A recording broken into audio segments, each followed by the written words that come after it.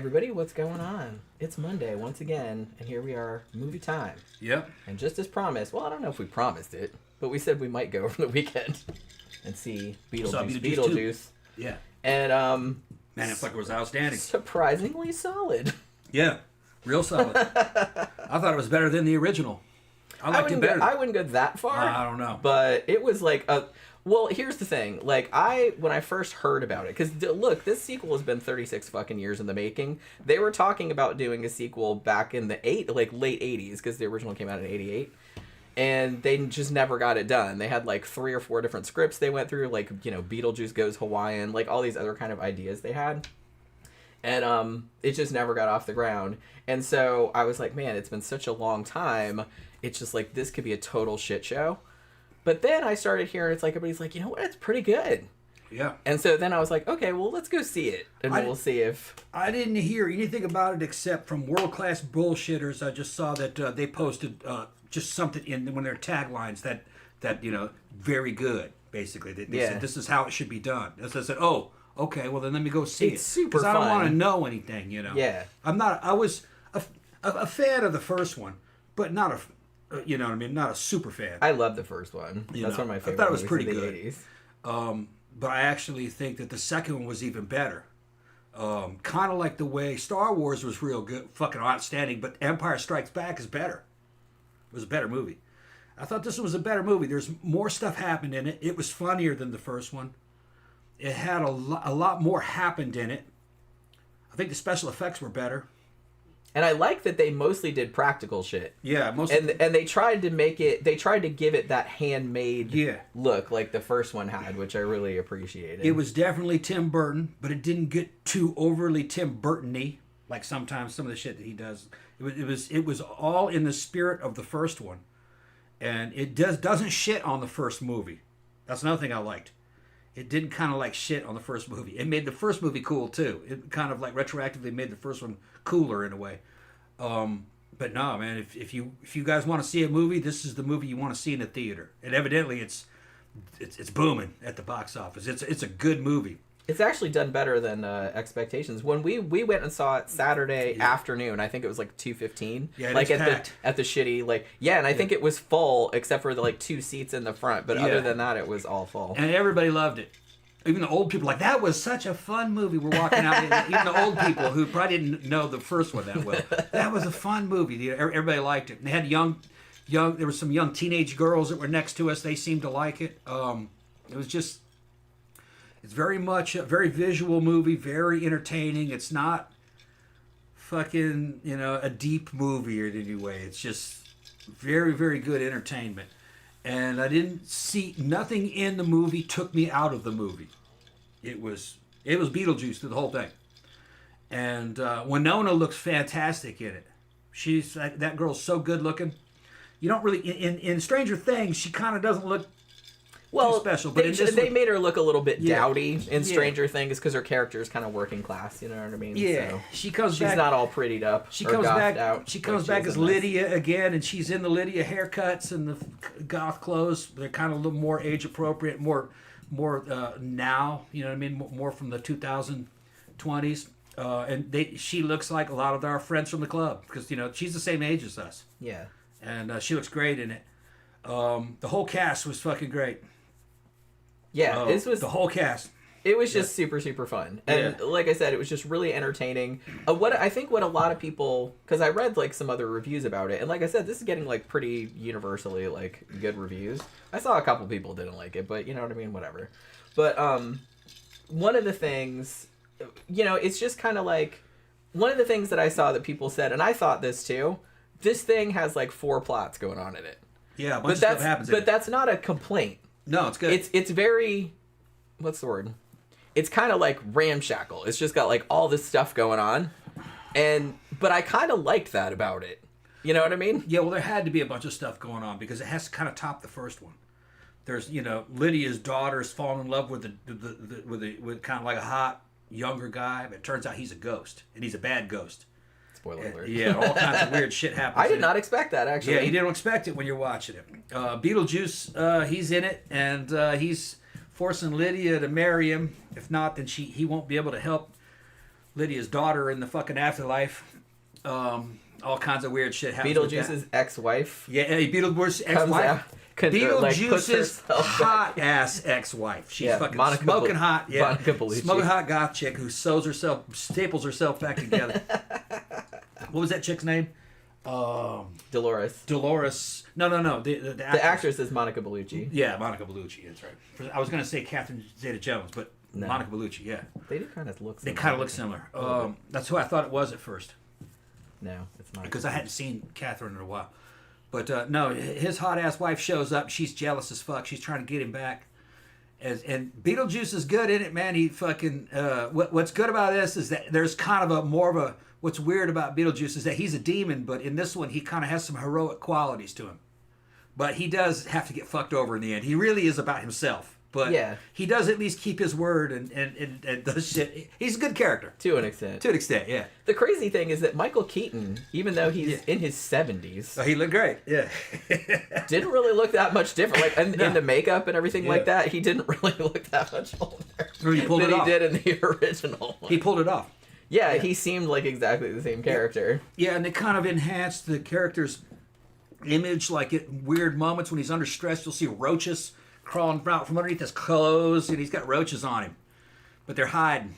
But when he's pissed or if he's in trouble, you'll see him fucking come out. There's a lot of cool little details. So much shit happens in it. We have to see it again to pick it all up.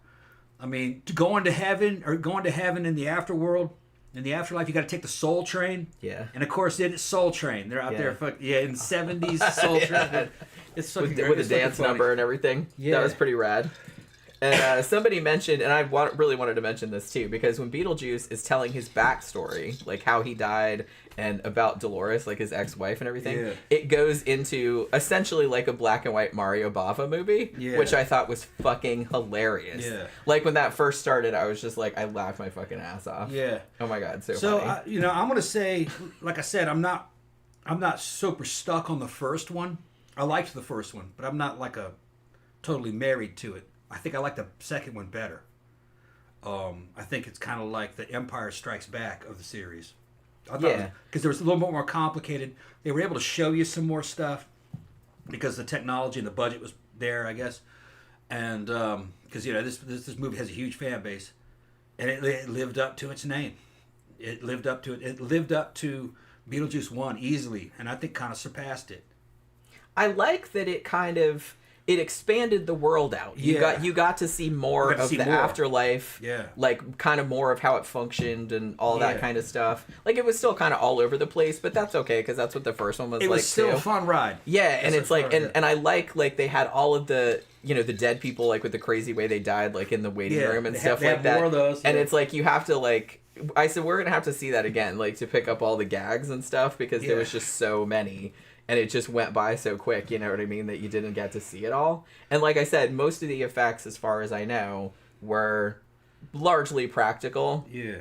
Can I say, too, and somebody mentioned this, and I don't know, I think most people know this, but Jeffrey Jones, who played the dad, Charles Dietz, in the first movie, he's a convicted PDF file. Yes, they couldn't have him. So they couldn't have him in the movie. Yeah. And so I knew from the trailer that they, had killed him off, obviously, and I was like, oh, that was a good idea. What I didn't expect, though, was that he's still kind of a character in this.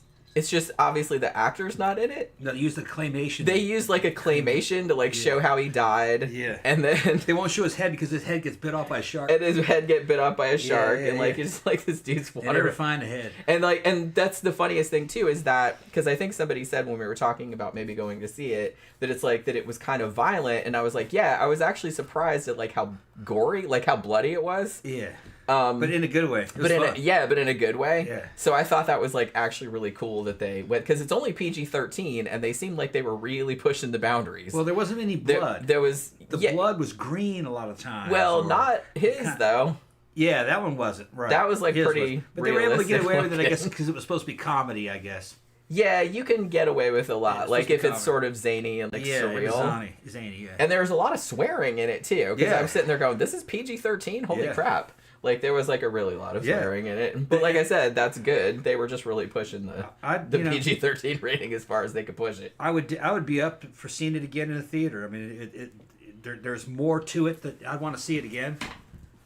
I couldn't take it all in, but it was just like it's a lot. Like a real fun ride at Disneyland. It was nostalgic in a kind of comforting way, but it's offering so much new stuff that, you know what I mean. It's not a tired movie at all. You're very much pulled into it.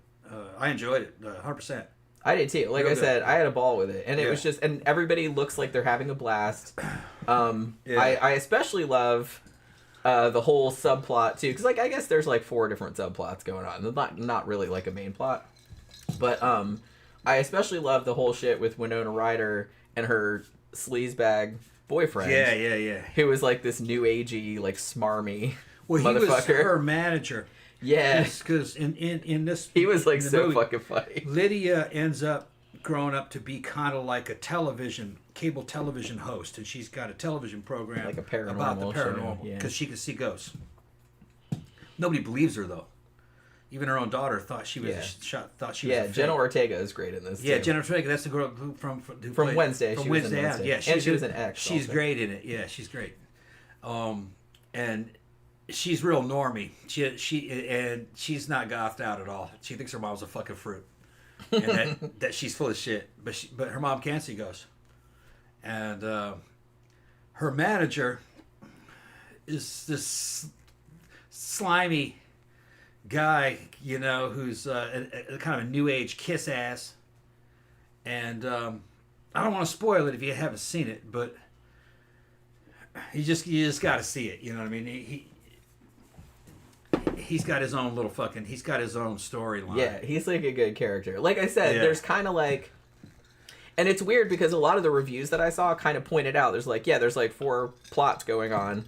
And sometimes they don't even really gel, but they're like, that's okay, though. It's just like, oh, and we didn't even mention Willem Dafoe. Yeah, that's right. He also has his own subplot about how he was an actor who played these hard-boiled cop characters, and he got killed, like, on set, and now he runs, like, an afterlife, like, cop, like a... Yeah, he's like a cop in that. He's, like, kind of like the chief of police in the afterlife.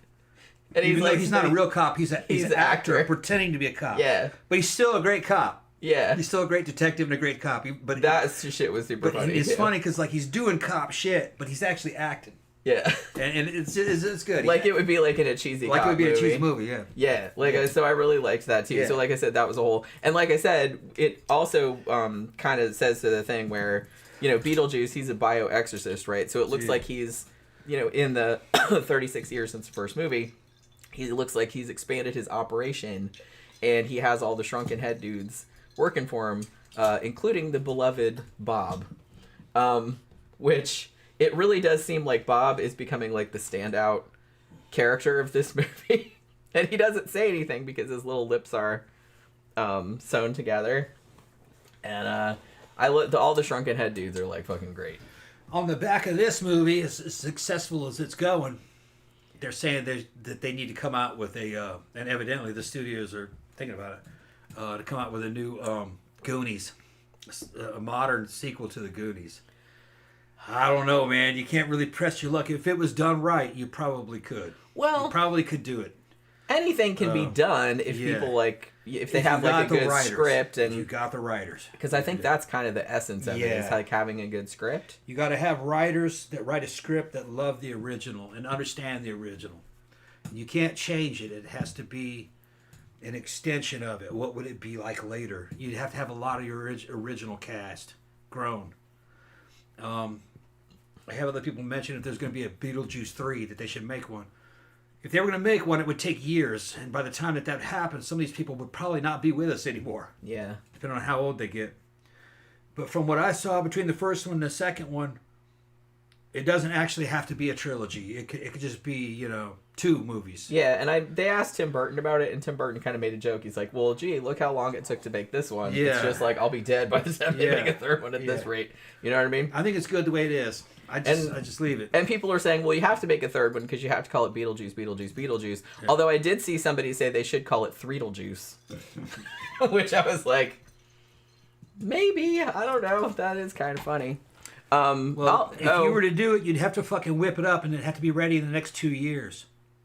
And see, if you rush it, I don't think it's gonna... unless they already have a script made and everything, Well, you can make a lot of shit for television series now. That's true. You can make it pretty quickly, but you have to fucking let this movie rest, and then you got to have a badass script. But I'd probably wait 2 years. Yeah, CB said Michael Keaton is 73. Yeah. He can still live a long time. He's got money. And the thing about it is he looks that great. He looks good. Seeing him in this movie, he was like real energetic. Yeah, man. and pretty spry. So he didn't come across as an old man or nothing like that. He didn't really come across as any different than he did in the first one. Didn't Michael Keaton come back and reprise his role as Batman in one of the Batman movies? Oh, I don't know. A couple years back, and evidently it was like it wasn't a Batman movie. I think it might have been it was from the Batman universe. Oh, okay. And I think he makes an appearance in it. Michael Keaton is a national treasure.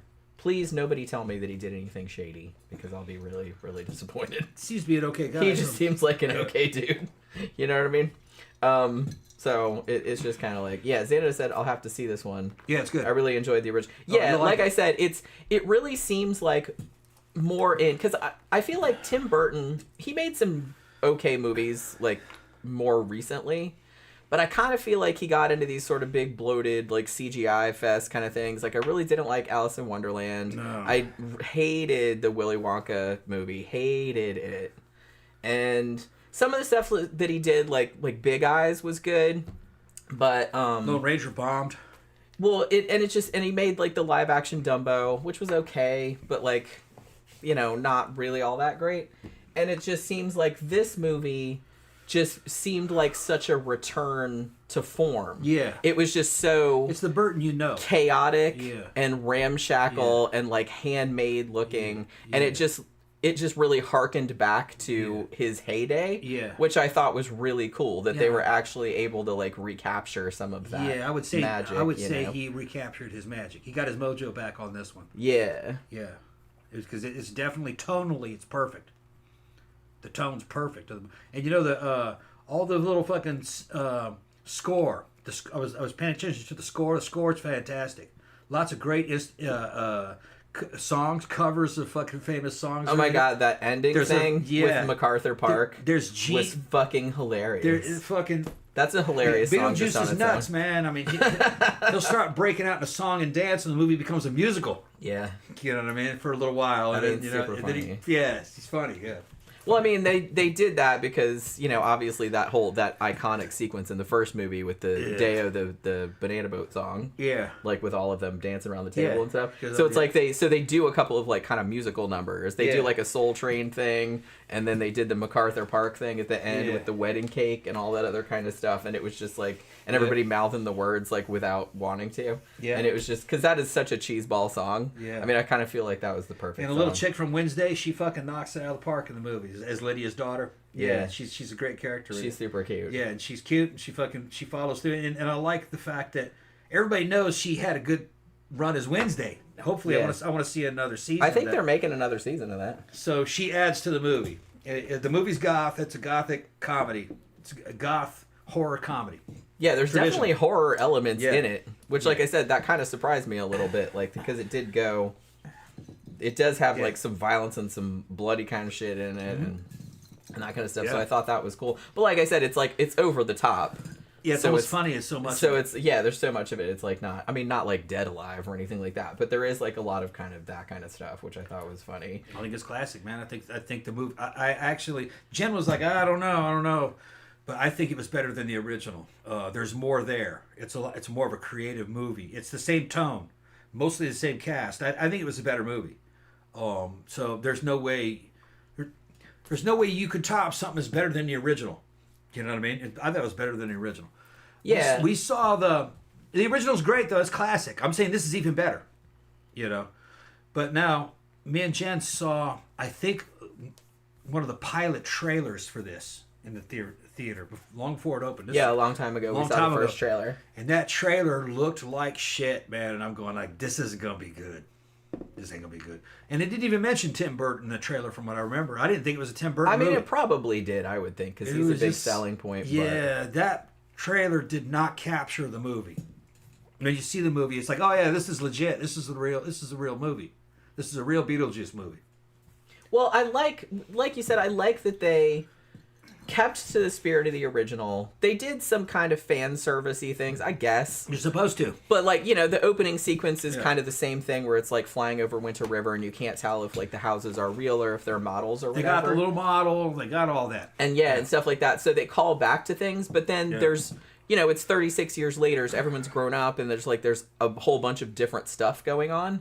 So I like that and honestly, Michael Keaton, he's in it a lot, but he's not in it, there's more than too much. There's more than Beetlejuice happening. Yeah, there's a bunch of other stuff going on. It all ties together. Beetlejuice is a key player in all those plot lines. I read that in the original movie, he was actually only in it for 17 minutes. Beetlejuice in the original movie. Yeah, they've added more to him. Oh, yeah. Well, and Michael Keaton, this is what I heard, even said for this, he's like, well, you can't go wall-to-wall Beetlejuice. It'll just get, grating or annoying or whatever. Yeah. So it's just, you have to, put him in there, but, at relevant points. Yeah, he's a key player. Yeah. He's a key player of the story. But there's a bunch of other stuff. And I said, I think this was good, too, because this had a little bit more of an emotional core. I mean, the first one did, too, particularly in the relationship between Lydia and the Maitlands. But this one has a whole thing between Lydia and her daughter, and Lydia's character, her first husband, who is Astrid is her daughter's name, has died, and they never found his body. He disappeared in Brazil or something like that, and so there's all of this tension between the two of them. They're kind of estranged. Because the daughter does not believe that she has these powers, and she's like, oh, if you had these powers, you could talk to Dad, and all of a sudden you don't do that, and you're just being an asshole or whatever. So there's just there's a lot of tension between them, and I think that was a good emotional core. And I think too that it was cool the way Beetlejuice is still, he's not a good guy and he's not a bad guy. He's an agent of chaos. Yeah. Basically some people end up having to call him because they don't have any other choice. Yeah. You know what I mean? And he kind of comes in and... Yeah, he's not really the good guy in the movie. But he's not supposed to be. He's a demon. But he does do some heroic shit. He does keep his word. He does do some... So, he's a demon, but he's a good guy. Even though he's serving himself. And he wants to get a wife. Yeah. And he wants Lydia to be his wife in the afterlife. Yeah. And fucking his ex-wife... What was the ex-wife's name? Dolores? Dolores. Dolores is... Well, she wasn't having it. Yeah. She was trying to come back and reclaim fucking Beetlejuice. Even though she was the one that killed him in the first place. She killed him in the first place, yeah. As they show in that 14th century Mario Bava-esque. Because they actually made a couple of references to Mario Bava, because didn't Lydia say that she met... Or no, that she said that when she was pregnant with Astrid, her and her husband, her late husband, went to an all-night Mario Bava film festival. So I thought that was kind of cool. She's like, I went into labor right in the middle of Kill Baby Kill. Dolores or Beetlejuice's ex, she looks a lot like Morticia Addams, but she was cut apart. Like the Corpse Bride. Yeah, like the Corpse Bride. But she stapled herself back together. Kind of like the Corpse Bride from Nightmare Before Christmas.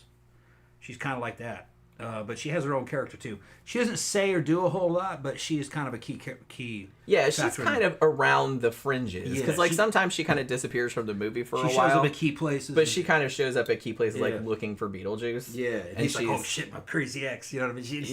It's well, she's also a soul sucker. Yeah, so she can actually kill a ghost. Yeah, for real. Yeah, she's kind of like the equivalent of, I don't know, Rose the Hat, or if you actually no. From Dr. Sleep. From Dr. Sleep, probably more like Johnny Bartlett from fucking the Frighteners. From the Frighteners. He was a ghost that could kill other ghosts. And he could kill living people. Yeah. Which, hey man, look, that's one of my favorite movies. And a lot of people didn't like that movie, but I fucking love The Frighteners. Is so good. Especially the director's cut, where they put a lot of the ghosts back in it. And this movie's up there with it. I would say this is up there with fucking Frighteners. And I got a high opinion of Frighteners. I think Frighteners came out at a weird time. If you go back and watch Frighteners... Yeah, 96 that came out. Yeah, and the market was kind of not into that, really. That was getting kind of dated. But if you go back and watch Frighteners, especially the director's cut, you'll see how good that movie is. That movie's really... The CGI isn't perfect, but that was from another time. Yeah, like I said, that was mid-90s. The story was great. It was basically a paranormal version of Back to the Future. Yeah, pretty much. I love that it's kind of like a dark comedy too. Yeah. And Michael J. Fox was ever able to play a good character. He's heroic, but he's a broken kind of dark He's guy. messed up. Yeah, I fucking like him. Yeah, that's a really good. He did a great job. He had an edge to him on that one. Yeah.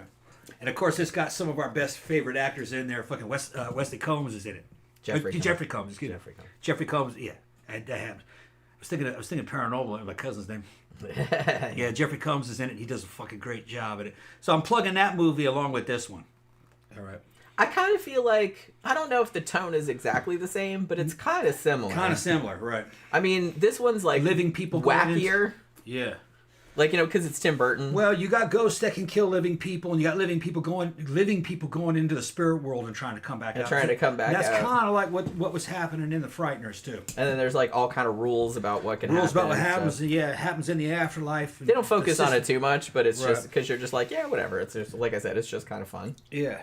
Phantom said, and I'm glad he pointed this out, the shark fin gravestone was funny as fuck. Yeah, I love that nobody mentioned it. Yeah. And I love it. It was kind of subtle.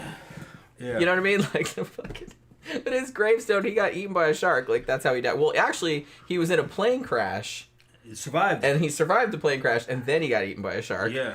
And so, the gravestone, which I'm presuming was Delia, like his wife, like, bought that. Yeah. And it's just like a crystal fucking shark. Yeah, it's a crystal shark. And it's lasered in the middle of it. I don't even know if people in the audience caught that. Because I was like, I kind of laughed because I was like, is that a fucking shark fin? I'm like, that's so fucking awesome.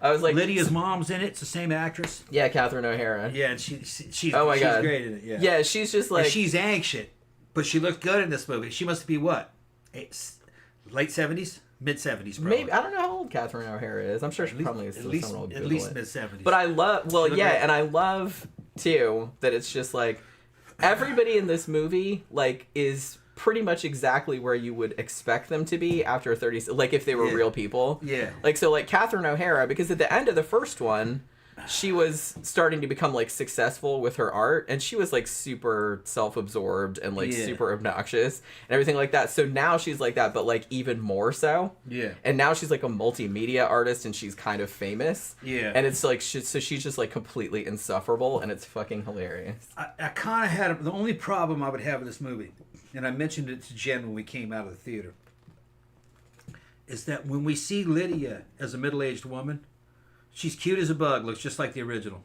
Well, not exactly like when she was a teenager, but she's just a cute. She hasn't changed all that much. And the problem is that Lydia didn't change much. She was still kind of wallflowery. She got a little better at the end. And I was thinking that, well, shit, she's mid-40s by now. You know, she's in her 50s, actually, Winona Ryder is. Yeah, excuse me, mid-50s. Yeah, she's in her mid. She's my age, so she's in her mid-50s by now, and she was just coming off a paranormal TV show. She had a lot of money. You think she would have a lot more confidence in herself at that point? Maybe not, though, because being the kind of personality type that she was, like that we saw in the first movie, and they also imply earlier, I mean, she's a widow, like her husband has died, she still hasn't really gotten over it, she doesn't have like a really good relationship with her daughter, like her daughter hates her. She's also, they say that she's like on like a pill popper, like a pill addict. Yeah, she's addicted to pills. So, so there's that too, so... I mean, you know, they kind of do set it up that she's got, like, issues, that she's got, like, problems, you know what I mean? Yeah. And she's with this boyfriend that clearly is just trying to exploit her. Yeah, so I guess the way they did it is that she, in this movie, she's kind of damaged. But she goes through this, big ordeal, you know, with Beetlejuice and saving her daughter and stuff. And at the end, I guess you say she kind of gets her mojo back. Yeah. So that's kind of so it's kind of like a character arc. Like, so there is, and they reconcile because Astrid sees that everything that her mom had talked about was true. Like that all happened. So I guess from a storytelling standpoint, that was probably the way to go, is to do it that way. Because she showed up too fucking confident and too fucking cocky and competent to deal with these ghosts. Maybe she wouldn't have been as an interesting character. Yeah, because in the original movie, I mean, she was kind of like a suicidal teenager. Right. You know what I mean? And she was just very wallflowery and very quiet and stuff. So it would surprise me if she was different like that many years later, because people Yeah. don't really change all that much. Yeah. Like that kind of like core personality. Yeah. I like too, and I guess Tim Burton would get this. I said, I thank Christ that he didn't make it so that Lydia had grown out of the goth thing. Like, Yeah. she looked pretty much the same. Like, Yeah. she had, like, the same kind of haircut, and, like, she still wore gothy shit and everything like Yeah. that. And I thought that was so cool, because it's like, I kind of feel like that would happen if it wasn't a Tim Burton movie. They'd be like, oh, that was my goth phase. I don't Yeah, look, I no, don't... Tim Burton's a real goth. Yeah, He's a so I real was just goth. like, that's not usually what happens. It wouldn't 'cause- surprise me if Winona also was a goth. Yeah. But yeah, I don't really know that much about her. You know, she got in trouble and shit for a while for shoplifting, but that shit blew over. I mean, of all the things you could do, shoplifting is pretty fucking minor. What happened with her? What happened with her in this movie? I think is that they kept her goth, but they updated her wardrobe to what middle-aged goth women wear Yeah. when they're running around. So I think it was good. It was a great call. You know, they didn't make her a normie or anything. I was really happy about that, because I was kind of afraid that might happen. Yeah, because they kind of hinted that was going to happen to her at the end of the first one, when she's no longer wearing her black mourning dress anymore.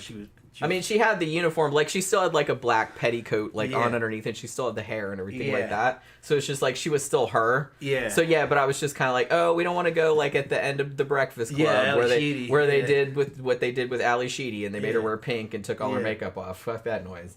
But you know what I mean? But they didn't do that. Like, she was still, like, very gothy, and she was still, like, very into... And even they even said that her and her dead husband, that they had, you know... like, they were real into horror movies, and they were, like, into spooky shit. So it's like they didn't the make her, like, normal. The boomer generation would have said, oh, her dressing like that and being into that shit in her 50s, that's just in the movies. No, it ain't. No, it's not. No, it ain't. Well, that's why I appreciated it, because Yeah. I was like, look, we go to the club with lots of 40, 50-year-old, like, old school that Gothic still do chicks the that shit. just look- and even more outlandish. Yeah. Even more outlandish. So, yeah. And So I appreciated that she stayed like she was. Yeah, the subculture is the subculture. And if you're going to the clubs and you're fucking dating guys, if you're a woman, you're in your 50s, you're going to the clubs and you're dating guys who are also going to the club. And what's funny is that it's usually younger guys. Older, good-looking goth women can get real young goth guys. Not real young, but 30s, you know. Like Andy. And and Andy's my age.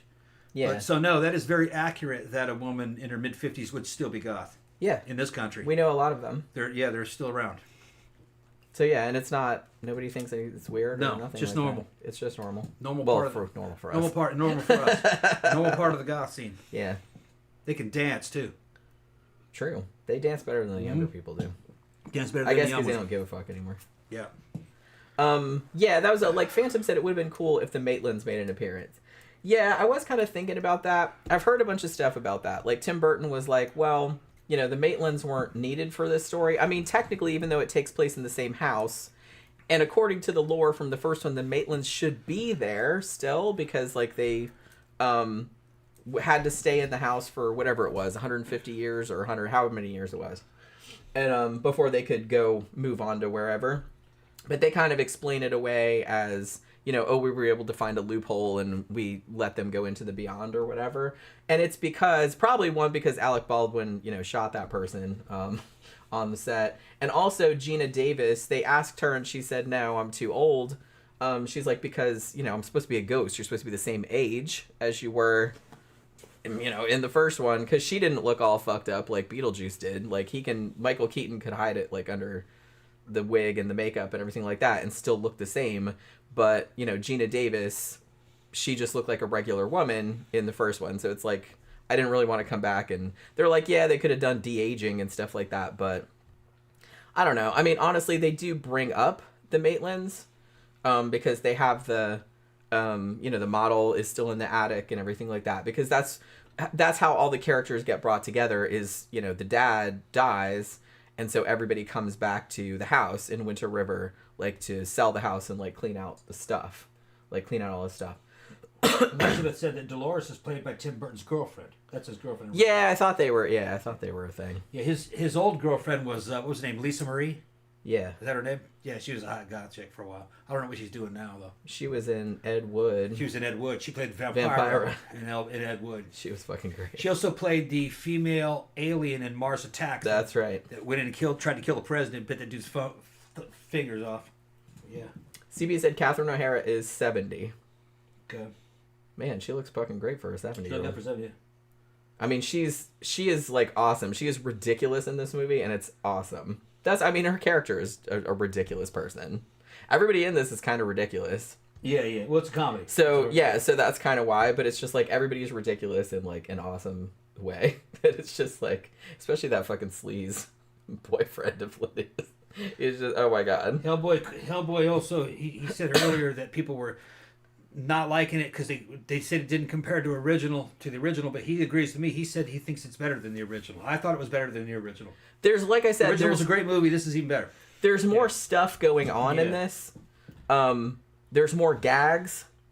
It's probably a little bit, I don't even know if I want to say if it's a little bit grosser, but there's definitely like more going on in it. You know what I mean? And there's more and kind of funnier gags. There's like musical numbers. Like I said, there's like flashbacks that look like a black and white Mario Bava movie with subtitles, like where he's speaking Spanish or Italian or whatever the fuck. And it's just like, it just randomly goes into that. There's random claymation sequences. Yeah. It's crazy. But it's just, I don't know, like it's just this really cool, like fun, like patchwork of a movie that just somehow like works because it's like really endearing. Which, like I said, that's what Tim Burton's early work was like. That's why so many people liked it. Because it just seemed like, because no one had really seen anything like that. I mean, when Beetlejuice first came out in 1988, I remember seeing a trailer for it. I don't remember what movie I was seeing when I saw the trailer for it. But I didn't think that was a real movie. I was like, you've got to be fucking kidding me. That's not a real movie. Xana just said it's hard to fuck up a movie with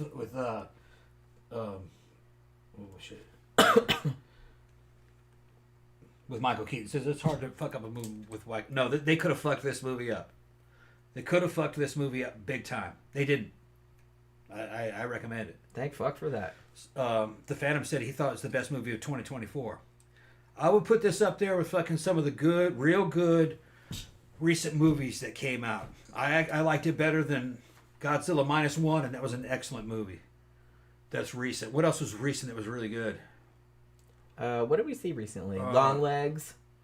That was a lot better than that. Which I really liked. I mean, it's a completely different kind of movie. This is like a tentpole movie from back in the Maxine. 80s. That was another recent. It's like a tentpole movie from the 80s, but better. You know. I'm just gonna say, if you're gonna see a movie right now, this is the one you want to see. I would spend money to see this at fucking at the Dolby Theater. If you like the first one, you're gonna love this one. Yeah, it's just, like I said, it's just a lot of fun. It's just, like, really entertaining. Yeah. And, Chad said it's more gag heavy. Oh, for sure. Yeah. Like, there's a lot more gags in this. And there's a lot more visual gags, which is why I think that I kind of want to see it again, because I think there was a lot of stuff I missed. Yeah, and they were good gags. They're not just, they weren't just trying to stuff fucking gags. Like I said, like, they were good, yeah. Like the shark fin fucking gravestone, which no one alludes to. It's just there. Yeah. And it's just like, and I was like, oh my god, that's a fucking shark fin. That's so fucking funny. Ryan, he said he was thinking Sally from fucking The Corpse Bride. Yeah, that's what. Corpse Bride or Sally from Nightmare Before Christmas. Okay, yeah. Yeah, Tim Burton really likes his sewn together ladies. Yeah. I thought those were the same characters. No. It wasn't? Okay. Sally is from Nightmare Before Christmas. Yeah. And The Corpse Bride was from Corpse Bride. I didn't see Corpse Bride. That was a whole different movie. Okay, totally different. Right. Yeah. I thought it was just her story. No. Oh, it's a different. Okay. No, it's a completely different character. Okay. It's kind of, I think it's based on like a kind of a fairy tale sort of. It's pretty good. I saw that in the theater too. I didn't like it as much as Nightmare Before Christmas, but it's still worth watching. CB said, I love that Tim Burton had the morals not to bring Jeffrey Jones back and kill the character off. And the funny thing about it, too, like I said, I thought they were just going to kill the character off. Yeah, oh, he's dead, and then they weren't going to really talk about him anymore. But they actually, like, talk about him a lot through the movie. But, like, the way that he gets killed and, like, the way that they do the claymation sequence, like, showing how he got killed, I think they were almost kind of, like, making fun of him, which I thought was kind of funny. Yeah, Chad says he just got back from seeing it. He said he just got back from seeing the movie. Yeah, he said... most of the gags work for me, a couple didn't, but yeah, I mean, that's what I mean. It's like some of the shit was just laugh out loud funny, I thought. I enjoyed the whole thing. Yeah, I just had a really good time with it. It was super fun. And like I said, the theater was almost full, and everybody else seemed to really enjoy it too. Yep. Like everybody was just laughing their ass off. Even like the old people. Yeah. People in their 70s. Yeah, it was just like a wide range. Wow, that was a fun movie. I like that movie. And I don't think they even saw the first one. Yeah, I kind of wonder. Because sometimes I'm just kind of... Some of those real old people, they have stubs. Yeah. They got the stubs so they can see 3 movies for free a week. Yeah, we used to have that. So, yeah. One of these days we'll get it back. It's just... Just that the movies have been bad. Well, and like it's kind of like a lot of money and it's a long drive. And we don't really have time anymore to see 3 movies a week because, you know, I usually have to be here for meetings and stuff. So it's like we can't really just go drop everything and go anytime we want to. But, I mean, I could probably find movies that I wanted to see every week. But like I said, most of them I'm not super, super excited about. But yeah, let's see. Yeah, Phantom said all the films of 2024 I was looking forward to were letdowns, but this film delivers. Yeah. Well, I think it's just because I wasn't expecting much out of this one. I said, well, if it doesn't suck, then that'll be good. But it was actually like way, way better than I was expecting. It was legit. Yeah, it was way better than I was expecting. It was a legit movie. I felt like I was going back in time, seeing an awesome 80s movie like Beetlejuice. And the sequel. Yeah. It's just right. The tone is perfect. Yeah. Yeah, like pretty much exactly the same. Like I said, it's really like a return to form. And you could really tell that everybody was having an absolute blast, like making this movie. They just looked like they were all having the time of their lives, which, hey, nothing wrong with that. Danny DeVito was in this too. That's right. He had a cameo. That's right. Like at the beginning. Like as an afterlife janitor. A janitor in the afterlife, yep. He gets his soul sucked out. But yeah, all right. So I guess we're gonna wrap it up. Yeah, I'm kind of hungry. I'm gonna go eat some chicken. Yeah, we're both a little bit sick too. Yeah, a little bit sick. Well, I'm getting over it. You gave me your ick, but hopefully, I mean, I don't think I probably won't get any worse than this. I wouldn't think. I'm getting better. Yeah, you're getting a lot better. You've been sick for like 2 weeks, at least. But just off and on. But I just started coughing and matter of fact, when we were in Beetlejuice, I missed probably like just 2 or 3 minutes in the middle, like because I started having a coughing fit, so I had to run out and like find the fucking water fountain. But I came back. I didn't miss all that much, I don't think. But yeah, was there an after credit sequence? No. Okay, I couldn't get a definitive answer on that because a lot of people were commenting on it. I was like, well, was there? Like we stayed for a little while, but then I was like, nah, let's just go.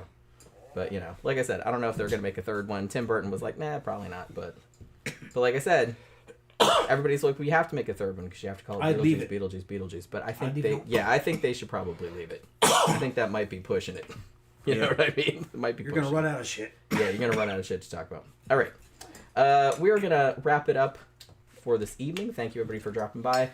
Be sure to come by on Wednesday night for our regular like topic centered show, where we're going to be talking about evolution versus creationism, which is a show that I've been wanting to do for a very long time because that's one of my favorite topics. So yeah, hopefully you guys can join us for that because that should be a lot of fun. So yeah, we will see you guys again on Wednesday night. Good night.